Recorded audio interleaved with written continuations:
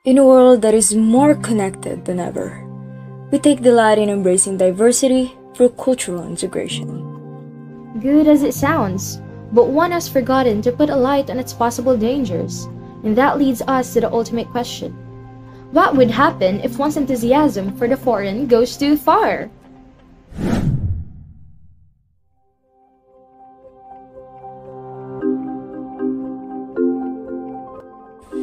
Dito sa Polytechnic University of the Philippines o otherwise known si Tampa-Aralan, sikat sa mga estudyante ang mga pagkain na maimpluwensya na ibang bansa na madalas tangkilikin dahil sa swak na budget para sa pang-araw-araw na pagpasok.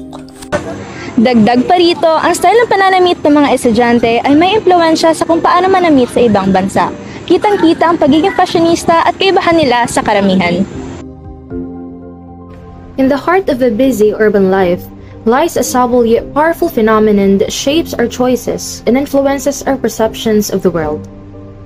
It's a quiet force that whispers loudly in our minds, drawing attention to the unfamiliar things from beyond the borders of a nation that is frequently regarded as the finest.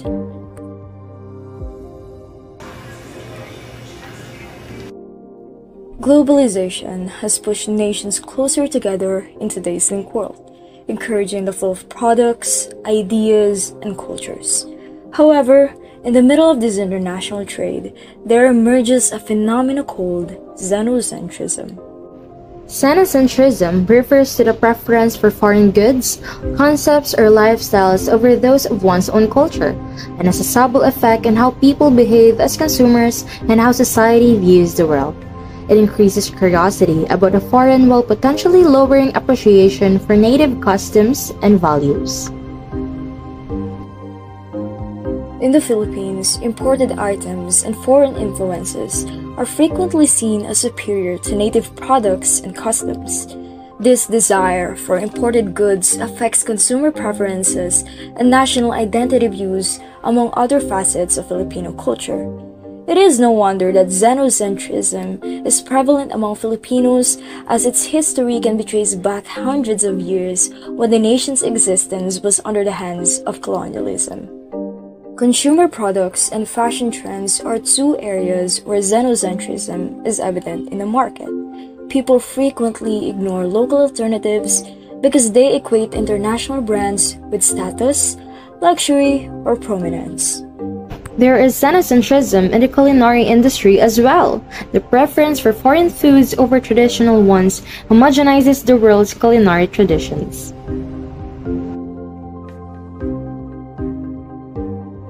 Magandang araw po. Ako po ay isang student from BAJ 113. Ito po yung first question po. Ano po yung pangalan ng establishment nyo at ano po yung mga produktong binibenta nyo? Ano ito, atin ito eatery. Pag tinitinda namin yung mga pagkain ng para sa mga estudyante, kagaya ng ulam sa kakanin, mga merienda, ganun. Sige po. Gaano po karami ang mga mamimili nyo kada araw? Depende po sa pang-araw-araw kasi sa ngayon karamihan online po yung mga bata, saka pag face to face siguro medyo madami rin, pero ngayon na karamihan online, kunti rin po ang namimili ng pagkain. Sige po. Ano po sa tingin nyo ang dahilan ng dami ng mga mamimili? Kasi po una-una sa ganing yung mga bilihin natin, sadyang pagtaas ng bilihin, tapos medyo nagtitipid yung mga bata, kaya siguro yung mga bata rin nagpipili rin ng yung mga murang pagkain. Dito po sa amin, yung pagkain namin dito ay medyo pasapat naman pangmasa po ito, kaso talagang sobrang pagtitipid ng mga bata ngayon. Kaya ganun po ang apektado po kami sa pagpunti ng mga estudyante sa aming paninda. Sige po, sa last question po. Sa tingin nyo po ba, malaking dahilan nito ang mga banyagang produkto na patuloy na binibenta dito sa ating bansa? At bakit? Siguro po, yung mga produkto po ng galing sa ibang bansa dahil sa pangalan, sikat, siguro po yung tinatangkilik ng mga kabataan ngayon sa mga tao. Pero ang apektado po tayo dahil sa mga produkto ng ibang bansa, mas talo po tayo. Pero kung tutusin, mas maganda po yung produkto ng Pilipinas kasi gawa ng Pilipino po yun. Yung parang ipaglalaban natin yung ating produkto dahil Pilipino tayo. Sige po, salamat po kuya. Okay. Salamat po sa... Good afternoon po. Ano po ang name nila? Ako si Gia mula sa Bachelor's of Public Administration. My first question po is, ano po ang masasabi niyo sa mga produkto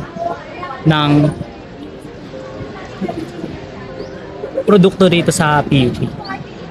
Yung sa local establishments, I think it's a good way to to provide yung necessities lalo na yung pagkain sa mga estudyante na siguro hindi ganun ka-afford yung mga, let's say, mas mahal na produkto sa labas. So, I think maganda naman siya. Second question po, ano po sa tingin nyo ang kailangan ng mga establishment po rito sa PUP para mas lumago po yung kanilang negosyo? I think siguro hindi lang mismo sa establishment, bagkus sa pagtulong din mismo ng administrasyon kung paano nakaka-intervene yung let's say yung mga factors like renta, yung binabayaran pa nilang utilities sa tubig, kuryente, para mas lumago yung establishment nila. Kasi di ba at the first place naman, kapag yung working conditions ng isang business is maganda para mas lumago yung establishment, potentially may malaking porsyento siguro na makakapag-angat yon ng sales nila. At the same time, kapag tumaas yung sales, mas may opportunity silang mag-venture out. Ayun lang. And last question po, ano po, nasan yung question 3? Ano po yung nagtulak sa inyo para bilihin po yung mga produkto rito? Siguro number one kasi, di ba, una pa kailangan ng tao yung pagkain. So kapag gutom ka, kailangan mong bumili. Pero at the same time, it's a good way din to help yung mga maliliit na establishment sa PUP para mag-strive yung business nila. Kasi although let's say na majority ng scholar ng bayan ay bumibili sa loob ng PUP, hindi rin, mas nakikita ko sa personal experience ko na kaunti na lang din yung tumatangkilik ng produkto nila. So I think magandang magandang way yon na, let's say, yun yung nagpupush sa akin para mas bumili. Tsaka malapit na lang, nasa loob na kasi ng campus. Okay po, salamat po. Pangalan ng establishment nyo po ngayon, yung tindahan nyo po ngayon, na tinatayuan po nyo po right now. Ulit ka ba? Ano po yung pangalan ng establishment nyo po ngayon? Itong tindahan. Wala kasing pangalan to na kasi lang to. Talipapa din. Po, yung talipapa. Palengke. Sige po. Ito po, next question. Bakit po sa tingin nyo mas kilala at mas tinatangkilik ng mga mamimili ang mga banyagang produkto kaysa sa mga lokal? Mas maganda yung itsura niya. Tsaka makinis mga ganun. Kasi Yes. pag local medyo Mas mukha siyang mura compared sa iba na parang maayos tignan. Hello po, good afternoon. First question po. Pwede niyo po ba i-describe ang style ng pananamit niyo ngayon? Saan niyo po nakuha ang inspiration nito? Yung pananamit po namin ngayon is stripes and light colored po kasi mainit nga po ngayon. Mas okay po yung light colored. Tsaka may project din po kasi kami i-prepare kaya good for kami. Okay. Sige po. And next question po. Sa tingin niyo po ba may papakita ng pananamit ang matinding paghanga ng mga tao sa mga banyagang produkto? Bakit? Do you think clothing styles can show how people idolize foreign products?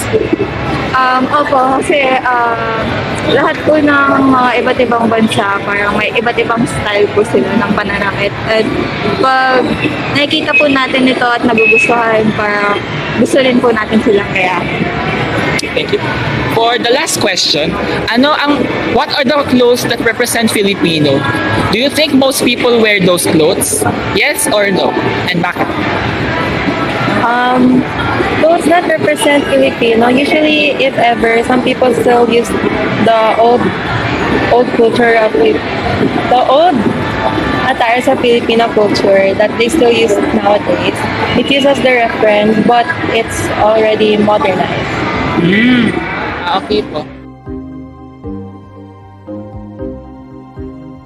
Para kay Daddy Mok, nakahanap sila ng negosyo sa pagbebenta ng mga pagkaing swak sa budget ng mga estudyante, ngunit ayon sa kanya, mas kinikilala ang mga customer ang produktong nagmula sa ibang bansa dahil sikat at kilala ito. Mula kay Gia, kapansin-pansin ang paghina ng konsumo ng produkto, partikular na sa mga patuloy na nagbebenta ng lokal na mga pagkain. Sa loob ng halos isang dekada ng pagiging vendor ni Kuya Eric sa Talipapa sa Sampaloc, Maynila, malaking tulong para sa kanya ang pagiging street vendor dahil sapat lamang ang kanyang kinikita para sa pang-araw-araw na pangkain. Para naman kina Nicole at Karina, ang pananamit isang uri ng self-expression, confidence at ginhawa lalo na sa panahon ngayon. The Philippines is a melting pot of culture which results in a creative and diverse array of products. However, the local arts and artists are still living in the shadow of bigger establishments and foreign companies. And little by little, we are following those large corporations and leaving the unique culture and traditions that Filipinos have in order to survive. Supporting local products means preserving the culture that has been developing for hundreds of years. Take pride in being a Filipino and don't let cynicism consume our heritage.